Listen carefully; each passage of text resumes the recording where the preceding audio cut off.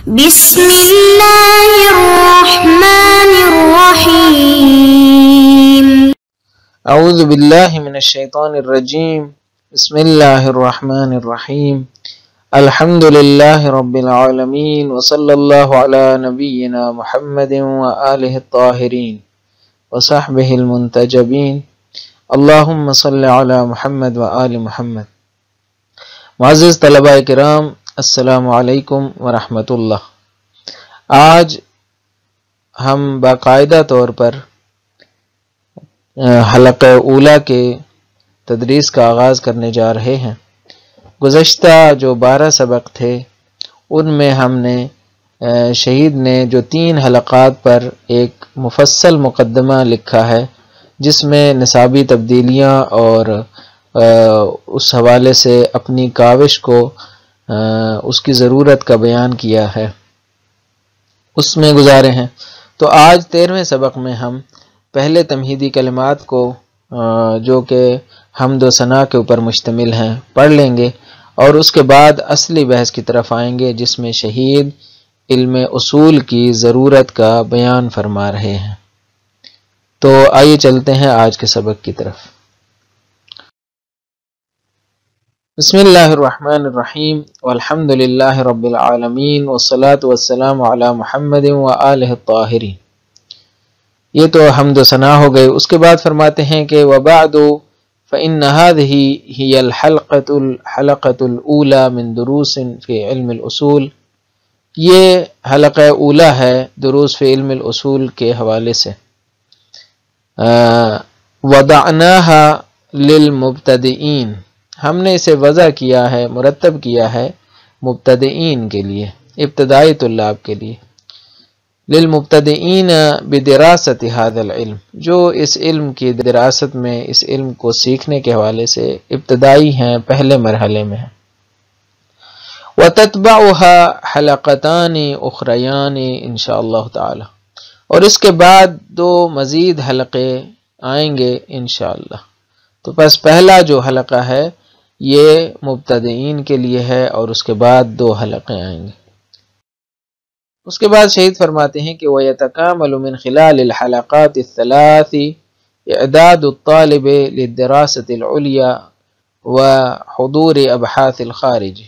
فرماتے ہیں کہ تکامل تک پہنچیں گے، یعنی بتدریج تکامل کی طرف جائیں گے. من خلال الحلقات الثلاث، ان 3 حلقات کے تھرو، ان 3 حلقات کے توسط سے تکامل تک پہنچے گا. کیا وہ راستہ جس کو ہم نے انتخاب کیا وہ کیا ہے کہ اعداد الطالب للدراست العلیہ، کہ طالب علم کو تیار کیا جائے اعلیٰ تعلیم کے لیے. وہ اعلیٰ تعلیم کیا ہے؟ یہ اس کا عطف تفسیری ہے. وحضور ابحاث الخارج، وہ اعلیٰ تعلیم یہ ہے کہ خارج کے ابحاث میں حاضر ہو اور وہاں سے مستفید ہو. اور پھر شہید اشارہ کرتے ہیں ان مقدمات کی طرف جو ہم نے 12 اسباق میں پڑھے ہیں. فرماتے ہیں کہ وقد شرحنا فی مقدمۃ هذه الحلقۃ ما يتعلق بهذه الحلقات الثلاث، ہم نے اس حلقے کے مقدمے میں بیان کر دیا ہے، شرح کر دی ہے، وضاحت کر دی ہے کس چیز کے بارے میں؟ ما يتعلق بهذه الحلقات الثلاث، جو ان 3 حلقات کے متعلق تھا. یعنی ہم نے بتایا کہ ہم نے یہ 3 حلقات کیوں لکھے، کیسے لکھے، ومنہجہا، ان کا منہج، روش، میتھڈ کیا تھا، اس کے بارے میں ہم نے بتا دیا. اسی طرح وطریقۃ تدریسہا، ہم نے بتا دیا کہ اس کو کیسے تدریس کرنا ہے انشاءاللہ تعالی. ومن اللہ سبحانہ نستمد العون والتوفیق، اور اللہ تعالی سے ہی ہم عون یعنی مدد کے اور توفیق کے طلبکار ہیں. تو یہ تو مقدمہ تھا جو میں نے جلدی جلدی پڑھ لیا ہے. اب اصل بحث کی طرف آتے ہیں کہ علم اصول کی ضرورت کیوں کر ثابت ہوتی ہے، کیسے ثابت ہوتی ہے. پہلے متن کو پڑھ لیتے ہیں، اس کے بعد ماخوذ نکات کی طرف آئیں گے اور اس کے بعد پھر دوبارہ سے متن کی وضاحت کریں گے. فرماتے ہیں کہ بعد ان آمن الانسان باللہ والاسلام والشریعۃ وعرف انه مسؤول بحکم کونه عبدا للہ تعالی عن امتثال احکامه، يصبح ملزما بالتوفيق بين سلوكه في مختلف مجالات الحياة والشريعة الإسلامية وباتخاذ الموقف العملي الذي تفرضه عليه تبعيته للشريعة. ولأجل هذا كان لزاما على الإنسان أن يعين هذا الموقف العملي ويعرف كيف يتصرف في كل واقعة، ولو كانت أحكام الشريعة في كل الوقائع واضحة وضوحا بديهيا للجميع، لكان تحديد الموقف العملي المطلوب تجاه الشريعة في كل واقعة أمرا ميسورا لكل أحد، ولما احتاج إلى بحث علمي ودراسة واسعة. ولكن عوامل عديدة منها بعدنا الزمني عن أصل التشريع أدت إلى عدم وضوح عدد كبير من أحكام الشريعة واكتنافها بالغموض. وعلى هذا الأساس كان من الضروري أن يوضع علم يتولى دفع الغموض عن الموقف العملي تجاه الشريعة في كل واقعة بإقامة الدلیل على تعیینه۔ تو یہ تو عبارات ہیں، اب ہم ان عبارات سے جو نکات ماخوذ ہیں ان کو بیان کرتے ہیں۔ یہاں پہ شہید استدلال کر رہے ہیں علم اصول کی ضرورت کے اوپر، تو اصل جو استدلال کا موضوع ہے وہ ذہن میں رہے تاکہ ہم اس سے غافل نہ ہوں کہ یہ استدلال کس کے لیے کیا جا رہا ہے۔ تو اصل جو استدلال ہے وہ ہے علم اصول کی ضرورت کے اوپر، لیکن یہ جو 4 مرحلے ہیں یہ علم فقہ کے حوالے سے ہیں کہ علم فقہ کی ضرورت کیا ہے۔ جب علم فقہ کی ضرورت ثابت ہو جائے گی تو اس کے بعد شہید فرماتے ہیں کہ علم فقہ کو استدلالی انداز میں پڑھنے کے لیے علم اصول ضروری ہے۔ تو بس یہ 4 مرحلے مقدمہ ہیں، در حقیقت مقدمہ ہے علم اصول تک پہنچنے کا۔ تو آئیے ان 4 مرحلوں کو میں نے 4 قدم میں بیان کیا ہے، کیونکہ مرحلہ اور قدم ایک ہی ہوتا ہے، تو 4 قدم اٹھانے ہیں، 4 مرحلے ہیں اس استدلال کو سمجھنے کے حوالے سے۔ پہلا مرحلہ یہ ہے کہ انسان مومن کو شریعت کے احکام کا یقین ہے کہ اللہ تعالیٰ نے میرے اوپر کچھ نہ کچھ لاگو کیے ہیں، مجھے یقین ہے کہ میرے اوپر کچھ نہ کچھ احکام ہیں، میری کچھ ذمہ داریاں ہیں، ان کا وجود ہے۔ لہٰذا انسان مومن کو اس بات کا یقین ہے کہ اس نے اپنی رفتار کو، اپنی زندگی کو شریعت کے مطابق ڈھالنا ہے، یہ اس کا فرض ہے۔ اس کو یقین ہے اس بات کا کہ میں نے اپنی زندگی کو شریعت کے مطابق ڈھالنا ہے، اپنی رفتار کو، اپنے کردار کو ان احکام کے مطابق جو اللہ تعالیٰ نے میرے اوپر واجب کیے ہیں اور میری ذمہ داری قرار دی ہے اس کے مطابق ڈھالنا ہے۔ تو یہ پہلا قدم ہے۔ دوسرا قدم یہ ہے کہ اپنے اس عملی موقف کو درست انداز میں جب بجا لانا ہے تو اسے سمجھنے کی ضرورت ہے۔ جب اسے سمجھنا ہے تو اس کے لیے احکام شریعت کا علم ضروری ہے، یعنی آپ کو جب پتہ ہوگا کہ میرا یہ راستہ ہے تب آپ اس کے اوپر چلیں گے۔ آپ کو اگر راستے کا علم نہیں ہوگا تو آپ کیسے جائیں گے؟ لہٰذا پہلے اس راستے کا علم حاصل کرنا ہوتا ہے تاکہ آپ اس راستے کے اوپر چل سکیں۔ تو یہ 2 مقدمے ہو گئے کہ پہلا مقدمہ یہ ہوا کہ انسان مومن کو یقین ہے کہ اللہ تعالیٰ نے اس کی کچھ ذمہ داریاں قرار دی ہیں، اور دوسرا یہ ہے کہ اسے اپنے اس ذمہ داریوں کو سمجھنے کے لیے احکام شریعت کا علم ضروری ہے۔ اب تیسرے قدم کی طرف آتے ہیں۔ تیسرا قدم یہ ہے کہ یہ احکام جن کا اس نے علم اس کے لیے ضروری ہے، کیا یہ سب کے سب واضح ہیں یا نہیں؟ کچھ واضح ہیں، کچھ واضح نہیں ہیں۔ بالکل ایسا ہی ہے، بعض احکام تو واضح ہیں، جو بھی مسلمان گھرانے میں دنیا میں آتا ہے اسے یقین ہے کہ 5 نمازیں اللہ تعالیٰ نے میرے اوپر واجب کی ہیں، اور تقریباً اسے یقین ہے، واضح ہے اس کے لیے کہ یہ نمازیں کون سی ہیں۔ اسی طرح روزے کے بارے میں بھی اسے یقین آ جاتا ہے کہ ماہ رمضان کے روزے فرض ہیں۔ یہ ابتدائی چیزیں ہیں، لیکن سب کے سب احکام ایسے نہیں ہیں، واضحات میں سے نہیں ہیں، اس کے مختلف وجوہات ہیں۔ ایک وجہ یہ ہے کہ آج 1400 سال گزر چکے ہیں، اور 1444 سال گزر چکے ہیں جب سے اسلام آیا ہے، ہجرت ہوئی ہے۔ تو یہ سارے احکام اب واضح نہیں ہیں ہمارے لیے، لہٰذا اب جب کہ احکام واضح نہیں ہیں تو کیا کیا جائے؟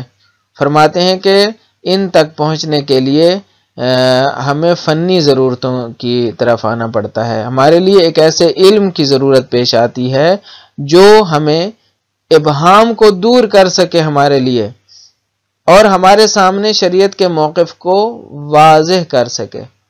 یعنی کیونکہ یہ واضح نہیں ہے کہ شریعت کا موقف کیا ہے، ہماری ذمہ داری کیا ہے، ایک خاص علم کی ضرورت پیش آتی ہے جو کیا کرے، ہماری عملی ذمہ داریوں کا تعین کرے، ہمیں بتائے کہ شریعت کا یہ موقف ہے، اور ہماری ایک مسلمان انسان ہونے کے ناطے ذمہ داری بنتی ہے۔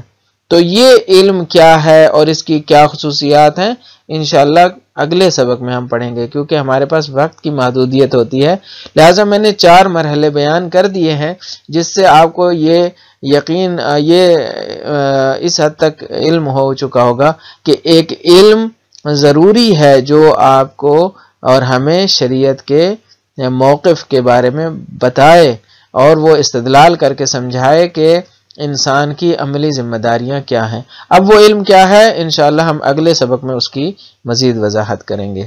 تو آئیے ان عبارات کی تطبیق کر لیتے ہیں۔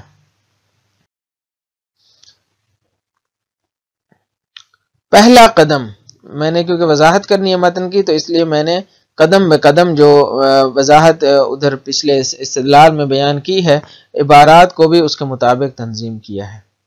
تو پہلا قدم یہ ہے کہ بعد ان آمن الانسان باللہ والاسلام والشریعۃ وعرف انہ مسئول بحکم کونہ عبدا للہ تعالی عن امتثال احکامہ، یہ بعد ان آمن یسبح، یعنی بعد ازیں کہ انسان ایمان لے آتا ہے اللہ کے اوپر اور اسلام کے اوپر اور شریعت کے اوپر،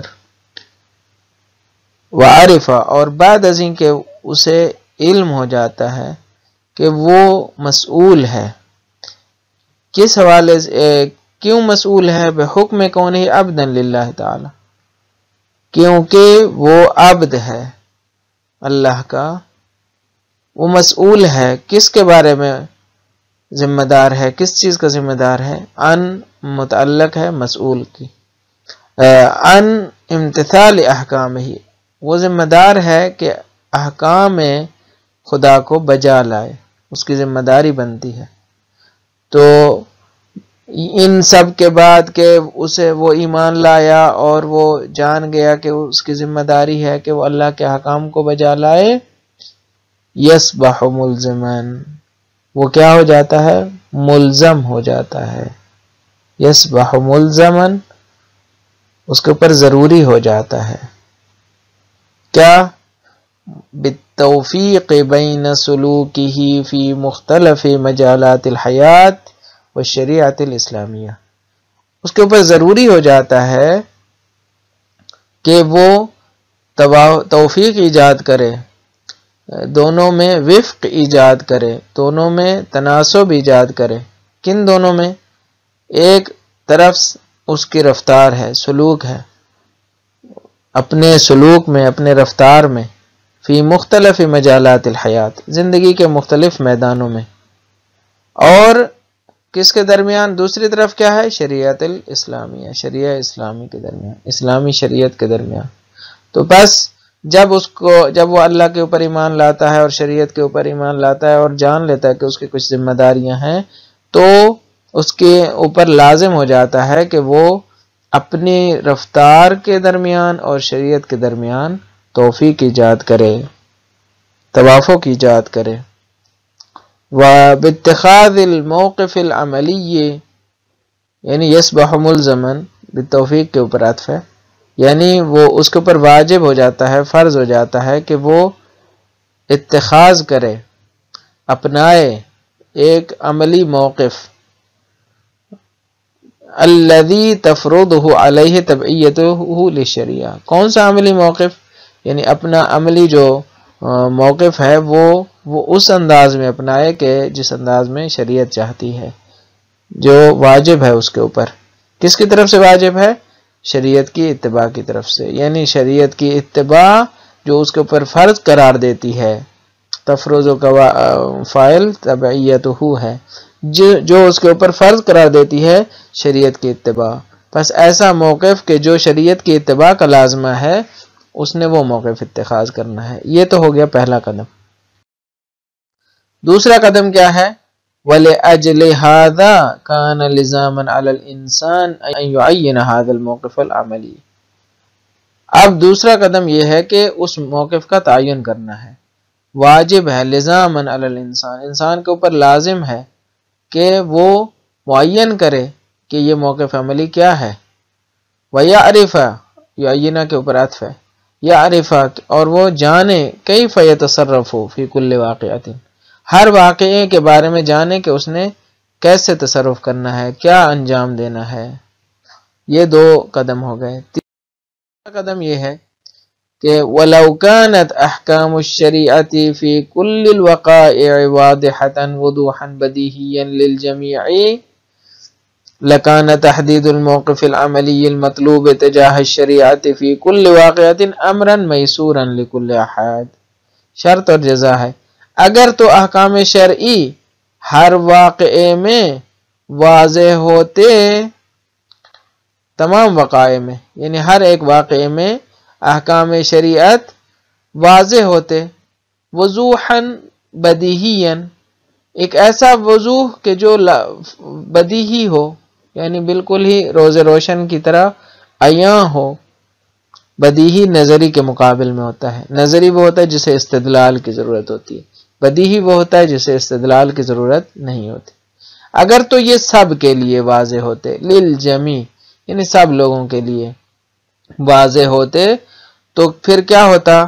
لکانا جواب ہے لو کا، اگر تو احکام شریعت تمام وقائع میں واضح ہوتے، لکان تحدید الموقف العملی المطلوب تجاہ الشریعت فی کل واقعۃ امرا میسورا، تو اس صورت میں کیا ہوتا؟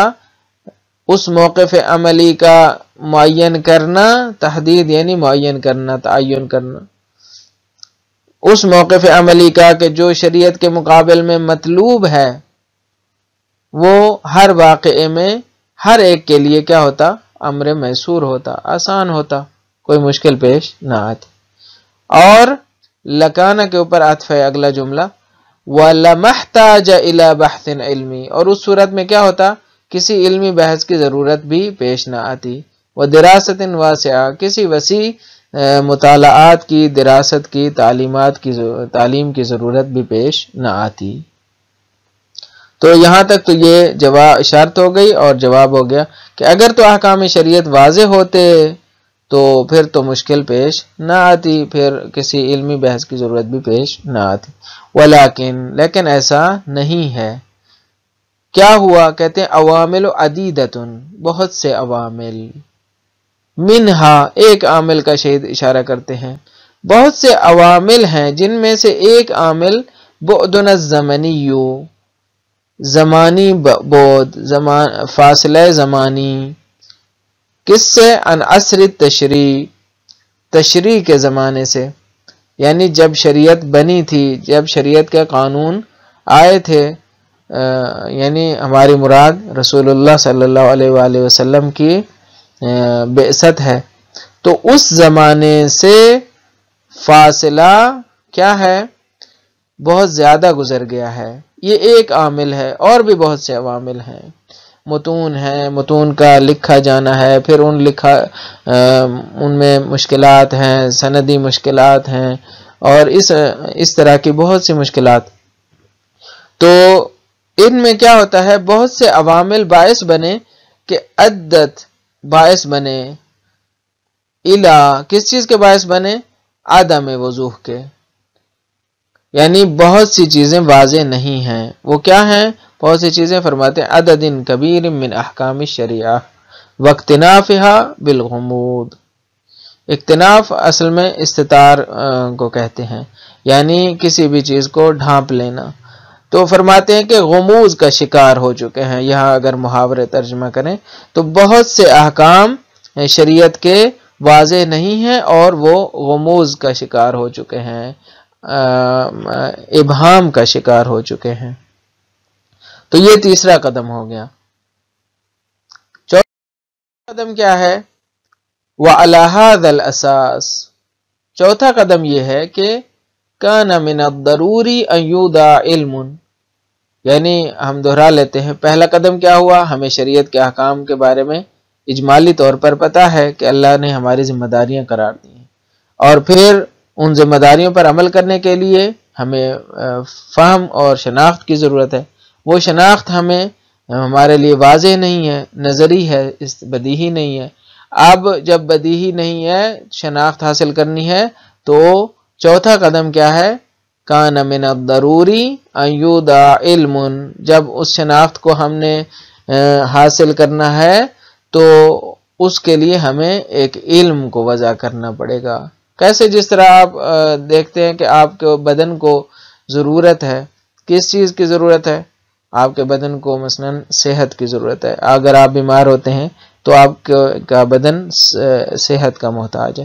اگر صحت حاصل کرنی ہے تو آپ کو دوائی کھانی ہے، دوائی کھانی ہے تو آپ نے اس دوائی کو پہلے سمجھنا ہے، تاکہ ایسا نہ ہو کہ آپ نے، اگر آپ کا سر کا مسئلہ ہے پیٹ کی دوائی کھا لیں، پیٹ کا مسئلہ ہے کوئی اور دوائی کھا لیں، تو پہلے آپ کو سمجھنا پڑے گا، اور اس سمجھنے کے لیے کیا ہوگا؟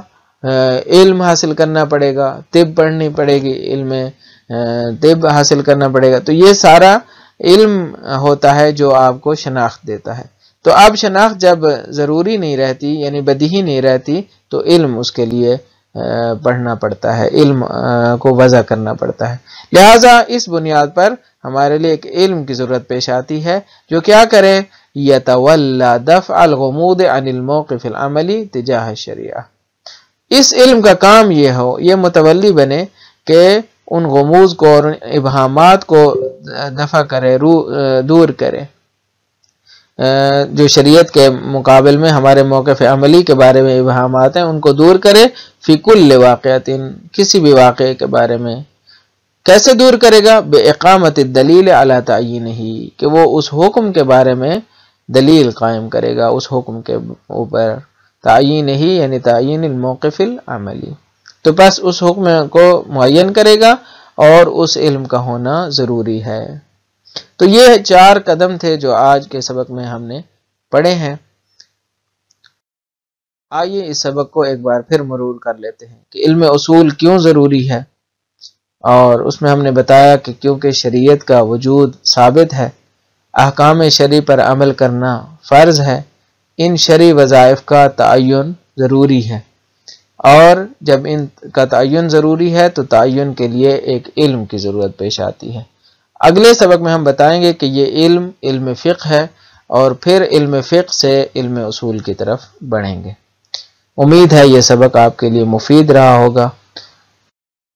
ہمیشہ کامیاب اور سربلند رہیں۔ اجازت دیجیے، والسلام علیکم ورحمۃ اللہ وبرکاتہ۔